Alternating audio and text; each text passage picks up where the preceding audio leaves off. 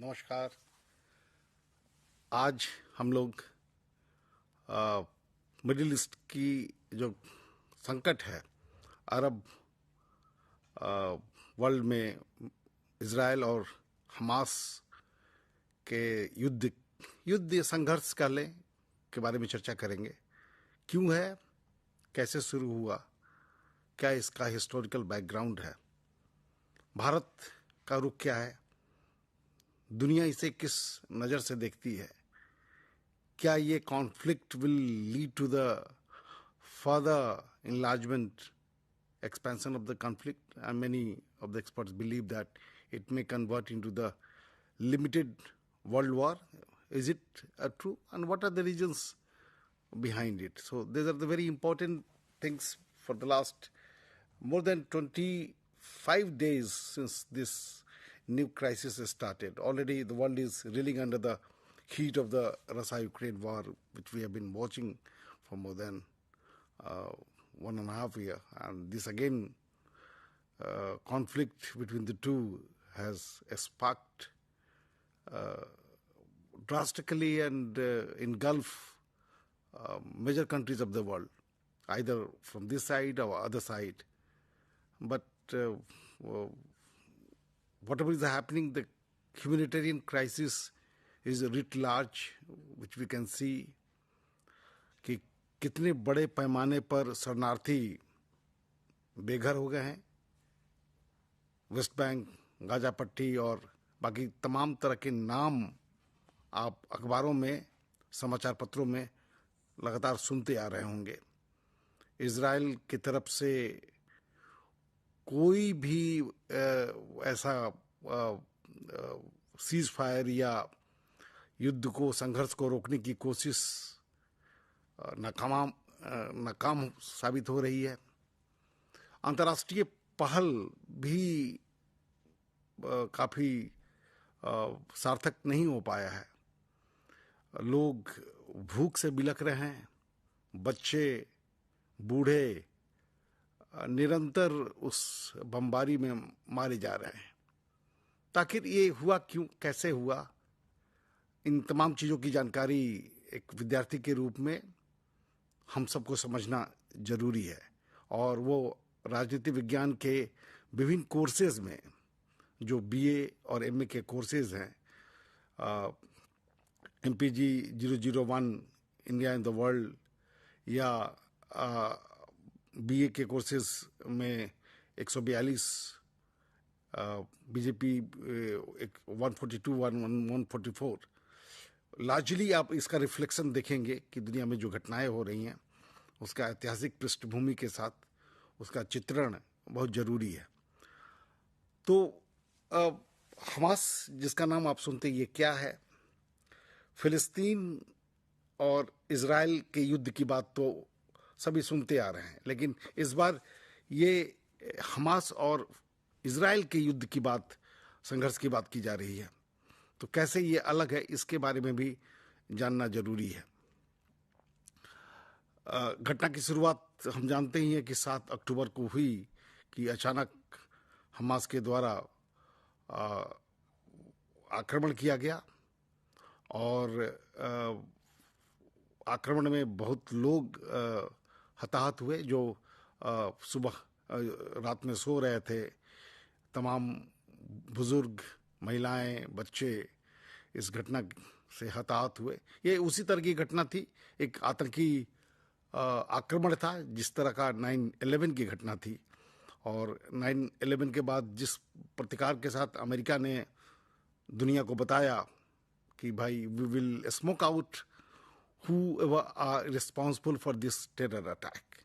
In the same tone and texture, Israel's Prime Minister Netanyahu did the same thing, and he categorically said it that we are not going to leave out whoever have done it.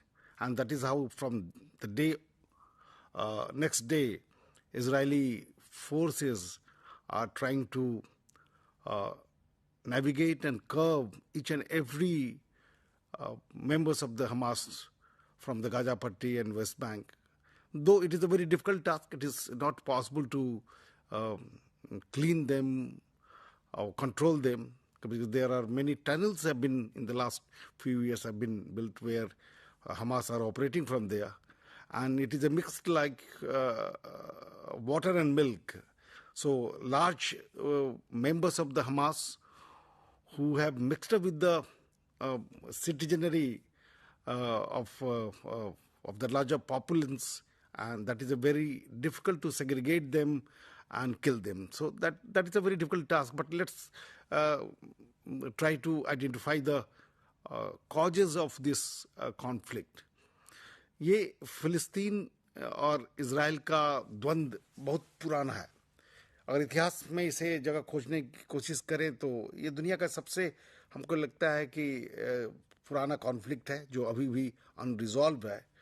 इसका traces आपको 19वीं century में मिलेगा, जब एक यहूदी राष्ट्र के स्थापना के लिए जगह खोजा जा रहा था कि यहूदी देश कहाँ पर बनेगा, और वो द्वंद्व 19वीं शताब्दी में और 20वीं शताब्दी के शुरुआत में बड़ी मजबूती के साथ लगा रहा, और यूरोप के कुछ जगहों पर तलाशने की कोशिश की गई. लेकिन अंत में 1947 में यूएन जनरल असेंबली के द्वारा यह तय हुआ कि जो फिलिस्तीन का एरिया है और जो बर्थ प्लेस माना जाता है जेरूसलम, वो यहूदियों का बर्थ प्लेस है, वो ओरिजिन है, वो कई शताब्दियों से माना जाता है कि वो उनका घर है, वहीं पर उनको स्थापित किया जाएगा. द्वितीय विश्व युद्ध में भी यहूदियों को लेकर जो समस्याएं पूरी दुनिया के सामने हिटलर के साथ वो किताब इतिहास की किताबों में दर्ज है कि किस तरीके से उनकी दर्दनाक गैस चैम्बर में यहूदियों के साथ बर्ताव किया गया, हजारों लाखों लोग मारे गए थे. तो एक द्वंद्व, एक ऐसी परिस्थिति, एक ऐसा जगह जरूरी था जहाँ पर यहूदियों को बसाया जाए और उन्हें स्थापित किया जाए. ब्रिटेन इसके पक्ष में था और बाकी यूरोपीय देश भी इसके साथ थे. तो 1947 में फाइनली मई 1948 में इजराइल का एक अलग देश के एक राज्य के रूप में जन्म होता है, और फिर से वहाँ पर इजराइल और फिलिस्तीन के बीच में जो टू नेशन थियरी की बात, कि एक ही जगह पर नेशन स्टेट की बात तो हम जानते हैं, राष्ट्र राज्य की बात तो हम जानते हैं कि एक देश होता है और उस देश को संयमित करने के लिए, संचालित करने के लिए राज्य होता है, और जिसे राष्ट्र राज्य के रूप में हम जानते हैं. And they have a government, they have a particular territory where the sovereignty of a particular state is being operational. But here there are two nations. There is one Israel, there is another Philistine, and the territory are more or like the same. So during the through the UN declaration and before the UN declaration, Balfour declarations, all it demarcated almost 56% of the land to the Israel and 46% land to the Philistine. But the moment it was created, Palestine did not merely Palestine, but most of the Arab countries did not recognize the UN declarations of the two-nation theory, and they started intervening. Most of the countries surrounding the areas are Muslim countries, whether it is Jordan, Lebanon, Iran, Turkey. There are many countries which are surrounded, so they have their own stake, and that is how they started playing the role. And the conflict always remained alive, either intervention of the one or two, and there were many wars.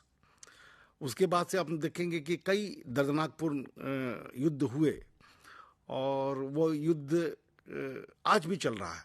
लेकिन उसमें दो महत्वपूर्ण घटनाओं की चर्चा जरूरी है, क्योंकि 1967 का वार और 1973 का वार were a very defining moment for the territory, and this is how Israel gradually picked up the strength, and it was being supported by the European countries along with America, and that is how it managed to occupy the larger territory which were demarcated to the Philistine. and that is how it went on and on, and conflict, despite being the support of most of the Arab countries, it single-handedly maintained the supremacy and defeated in the sequence of war which took place either in 1967 or 1973 or 87. Whenever conflict emerged, Israel was victorious.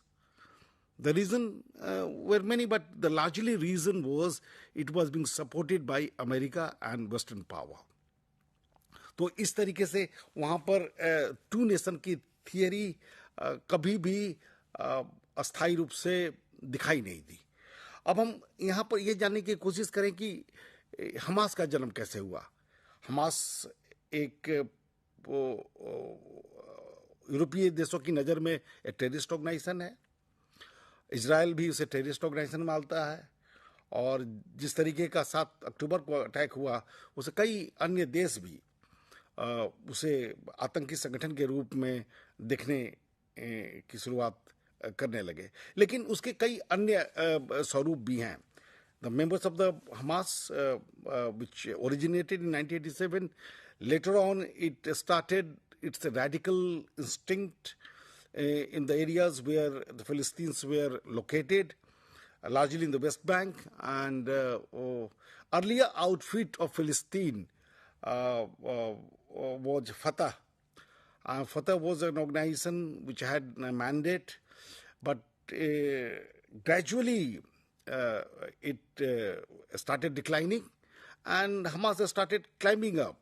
और 2006 का जो election फिलिस्तीन के भीतर हुआ, उसमें Hamas को majority मिली और फतह को बाहर कर दिया गया. दोनों के बीच में भी द्वंद्व हुए, दोनों के बीच में भी हमास और फतह के बीच में द्वंद्व हुए, लेकिन फतह की संख्या निरंतर कमज़ोर होती गई, समर्थन भी उसे कम मिलने लगे बाहरी शक्तियों के द्वारा, और हमास एक मजबूत ऑर्गेनाइजेशन के रूप में उभर कर सामने आया.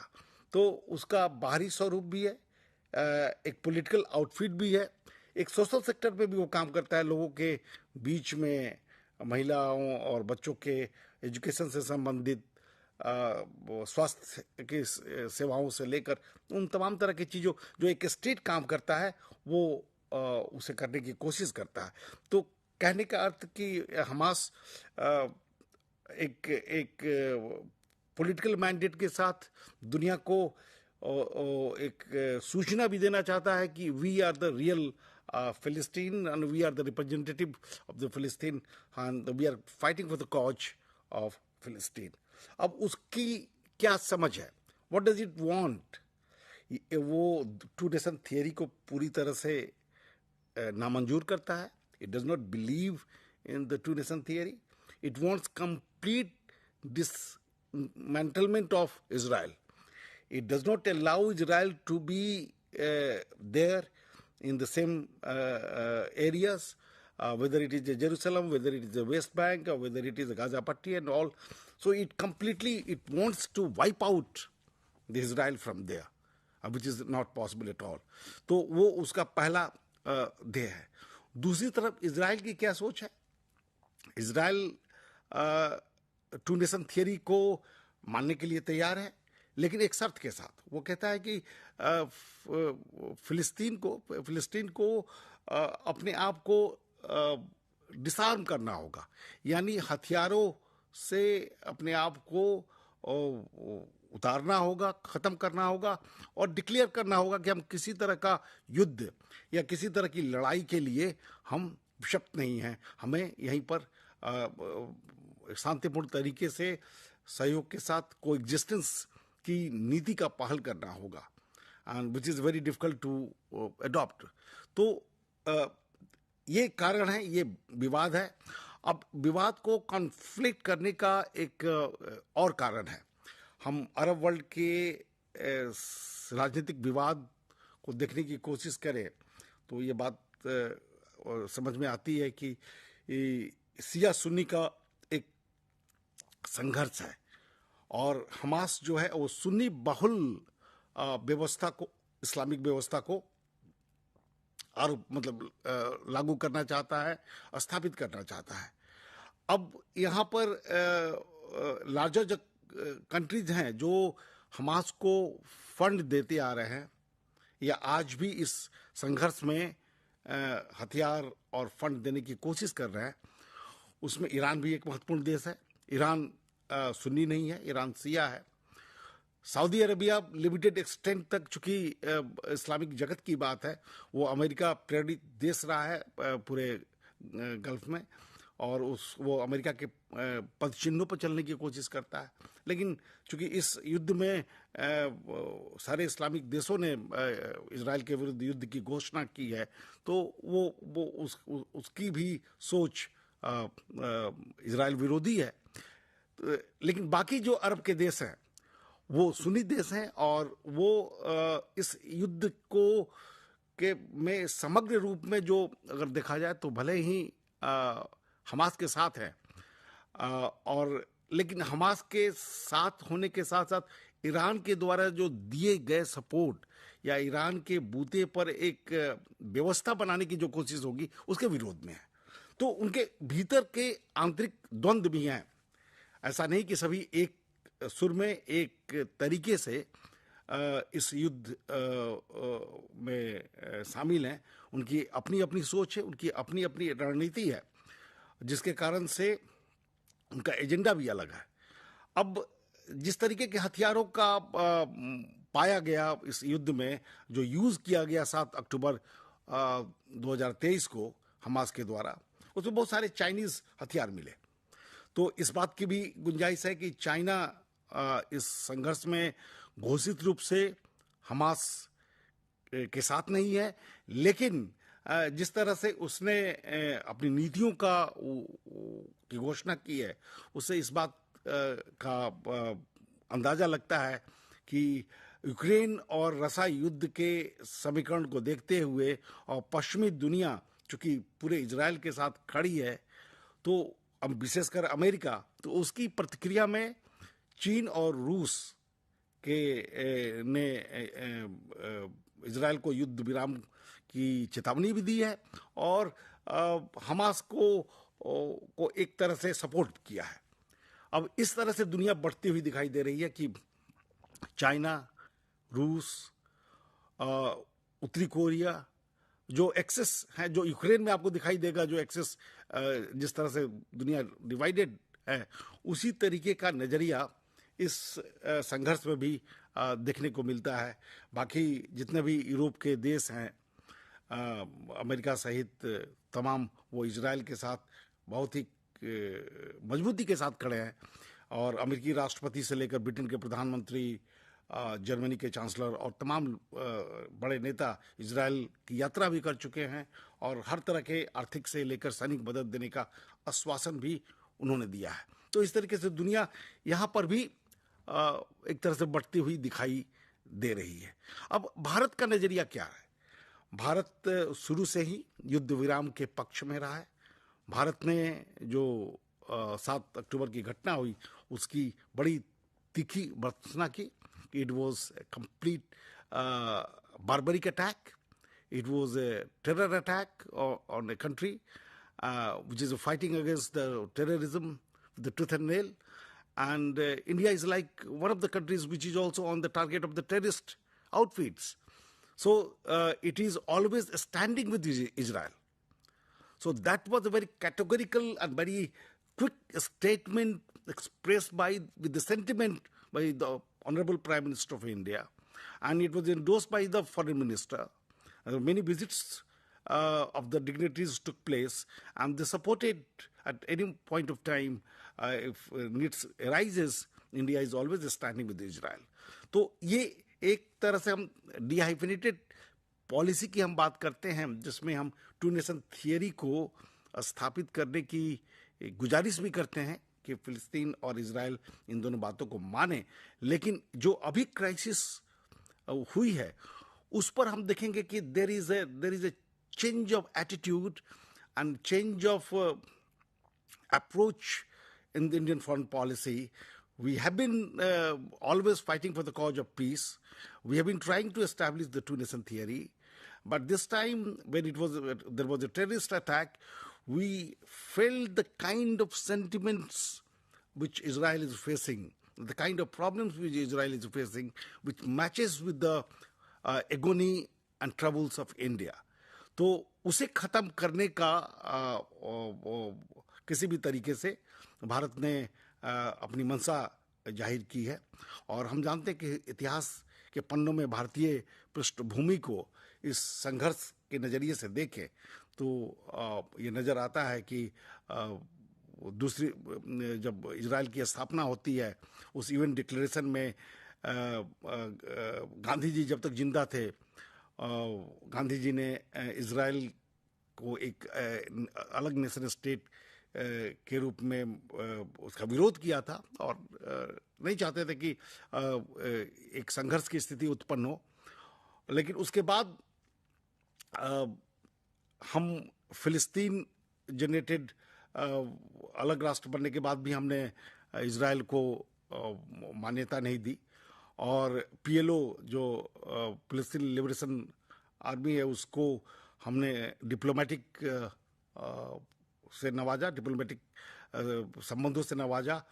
भारत शायद वो पहला नॉन अरब कंट्रीज होगा जिसने पीएलओ को डिप्लोमेटिक मोहलत दी और संबंध को स्थापित किया। ये स्थिति हमें लगता है कि 90 के दशक तक बनी रही।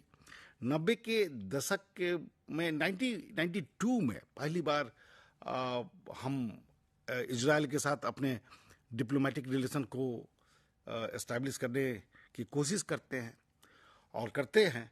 उसके बाद फिर 1999 में Israel became a very important partner of India, and it became the second most important countries in terms of supplying the arms to India after Russia. तो टोटल जो इजराइल आर्म्स और एमुनिशंस पूरी दुनिया को भेजता है उसका 45% हिस्सा केवल भारत को वो देता है। तो इस तरीके से सैनिक तंत्र के में, एग्रीकल्चर में, पढ़ाई लिखाई में, स्वास्थ्य में, अन्य कई महकमों में इजराइल भारत का बहुत ही महत्वपूर्ण पड़ोसी देश के रूप में उभर कर सामने आया और धीरे धीरे स्ट्रैटेजिक पार्टनरशिप की भी स्थापना शुरू हुई। हम जानते हैं कि कई वर्षों बाद, कई दशकों बाद भारत के प्रधानमंत्री 2017 में इजराइल की यात्रा पर गए और उस संबंध को उन्होंने और पुख्ता बनाया। लेकिन इन तमाम तथ्यों के बावजूद जो परिस्थिति इजराइल और फिलिस्तीन के बीच में, जो हम सामान्यतः हमास के रूप में आज पढ़ते हैं अखबारों में कि ये संघर्ष इजराइल और फिलिस्तीन के ये बीच में नहीं, इजराइल और हमास के बीच में है, वो किस ओर दुनिया को ले जा रहा है। क्योंकि एक समय में अरब कंट्रीज तेल के उत्पादक का एक भंडार हुआ करता था और वहाँ पर किसी भी तरह की परेशानी से दुनिया में कई समस्याएं पैदा हो जाती थी एनर्जी को लेकर। वो आज भी हो रही हैं, लेकिन वो उस रूप में नहीं जो 70s और 80s में हुआ करती थी। क्योंकि आज पेट्रोलियम और गैस प्रचुर मात्रा अन्य देशों में भी पाया जा रहा है। अमेरिका उसका बहुत बड़ा केंद्र बन चुका है, रसा बहुत बड़ा केंद्र बन चुका है। कई अन्य देश ग्रीन एनर्जी की तरफ मूव कर रहे हैं, जिसमें भारत भी है, सोलर एनर्जी। तो एनर्जी क्राइसिस को लेकर वो तलखी जो 70s और 80s के दशक में थी वो कमज़ोर हुई और उस कमजोरी के कारण से ही ये भी देखा गया कि अमेरिकी नीति भी जो 20वीं शताब्दी के शुरुआत में थी या 20वीं शताब्दी के अंत में या 21वीं शताब्दी के शुरुआत में जो रही, वो बदलती हुई दिखाई देने लगी। अमेरिका के लिए मिडिल ईस्ट उतना इम्पोर्टेंट नहीं रहा जितना कि कोल्ड वार के दौरान था और अमेरिका की निगाहें दुनिया के अन्य हिस्सों में, विशेषकर ईस्ट एशिया में, साउथ ईस्ट एशिया में ज़्यादा महत्वपूर्ण बनने लगी, क्योंकि वहाँ पर ताइवान और चीन का संघर्ष की रूपरेखा दिखाई देने लगी। तो कहने का अर्थ कि आज अगर मिडिल ईस्ट इजराइल और हमास के द्वंद्व के कारण से पीड़ित है, तो लार्जर कॉन्टेक्स्ट में दुनिया को नुकसान तो हो ही रहा है, लेकिन विशेषकर उन तकरीबन कई लाख लोग जो आज शरणार्थी के रूप में बेघर हो चुके हैं, वो चाहे बच्चे, बूढ़े, महिलाएं, जो ह्यूमैनिटेरियन क्राइसिस की उस अत्यंत दयनीय स्थिति में है, जहाँ पर स्वास्थ्य की बातें तो छोड़, खाने पीने की सामग्री नहीं पहुंच पा रही है, बमबारी और मिसाइल अटैक से लोग मारे जा रहे हैं। इसे निजात देने के लिए ज़रूरत है, जो भारत की सोच है, कि पहले तो युद्ध विराम हो, सीज फायर हो, और बाद में फिर हमास जैसे संगठन पर तालाबंदी हो, लगाम लगाया जाए, और एक ऐसी व्यवस्था बने जो टू नेशन थियरी को यूएन डिक्लेरेशन के द्वारा स्थापित किया गया, उसे पुनः मजबूती के साथ दुनिया के सभी देश मिलकर स्थापित करें। यही शांति की पहल हो सकती है। उसके अलावा उस क्षेत्र में शांति बहाल करना बड़ा मुश्किल होगा। धन्यवाद।